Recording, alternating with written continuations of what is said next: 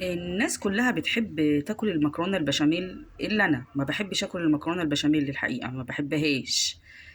ده كان رأي المطربة المعتزلة حنان لما المذيعة سألتها عن الحجاب وفرضية الحجاب، فقالت لهم الجواب ده: حضرتك تاكلي بشاميل، تاكلي بتنجان بالخل، دي حريتك الشخصية، لكن الأوامر اللي ربنا أمرنا بيها دي ما فيهاش أحب وما أحبوش.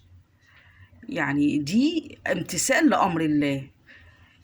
الأكل ملوش علاقة بالأوامر اللي ربنا أمرنا بيها. طالما أنت رضيتي إنك تكوني مسلمة، يبقى كلام ربنا كله وأوامره كلها سمعا وطاعا. حضرتك إحنا مش بنتحجب عشان إحنا بنحب الحجاب.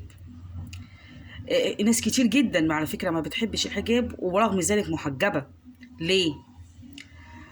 عشان ده أمر ربنا، ده أمر رباني. ربنا أمرني في سورة النور إن أنا أتحجب سمعا وطاعا.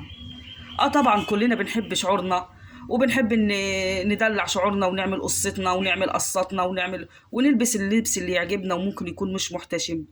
بس احنا بنلغي كل ده امتثالا لأمر الله وبنقول سمعا وطاعا يا ربي. فبنتحجب مش حبا في الحجاب، بنتحجب حبا في الله. وعشان احنا بنحب ربنا فبنسمع كلامه وبننفذه وبنقول له سمعا وطاعا يا ربي. حضرتك ايه اللي يخلينا نقوم في عز الفجر في صلاة الفجر ونسيب فرشتنا الدفا في عز التلج والسقعة والبرد ده، وبنقوم نتوضى بمية ساقعة ونقف ونصلي الفجر ونسيب الفرشة الدافية الجميلة دي؟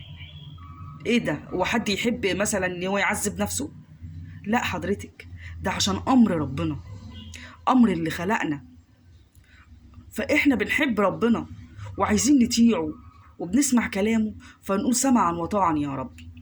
فبنقوم نصلي في عز التلج ده وبنسحب الغطا من علينا وبننفض كل ده عشان أمر ربنا. كذلك الحجاب. حضرتك كل الستات وكل البنات بيحبوا يحطوا مكياج وبيحطوا يبقوا شكلهم جميل جدا، وكل واحدة بتتفنن إن هي تكون ملكة جمال ماشية في الشارع. ف في ناس كتير ما بتعملش كده. ليه حضرتك؟ امتثالا لأمر الله، لأن ربنا ما بيحبش المتبرجة، ما بيحبش اللي تبقى ماشية دهنة وشها مكياج ومتفننة في رسم وشها. احنا بنعمل اللي يرضي ربنا، مش حبا في الحجاب بقى انك انت ما بتحبيش الحجاب زي ما بتحبيش البشاميل فانا ما البسهوش. لا حضرتك، ده عشان خاطر ربنا، ده عشان خاطر ربنا. بنتنازل عن جمالنا، بنتنازل عن وشنا لما هيبقى جميل بالشعر وبالقصة وبالتسريحة، بنتنازل عن وشنا لما هيبقى أمور جدا بالمكياج وبالميك اب وتغيير الوشوش دي بالميك اب، عشان خاطر ربنا، مش عشان خاطر ان احنا بنحب ده وما بنحبش ده. امال الجنة، امال الجنة احنا عايزينها. ما هو ده التحدي، ما هو ده التحدي، انك تعملي مش اللي انت بتحبيه، اللي ربنا بيحبه. عشان كده الجنة، ألا إن سلعة الله غالية، ألا إن سلعة الله الجنة. ربنا يهديكي ويصلح حالك ويصلح حالكم جميعا يا رب.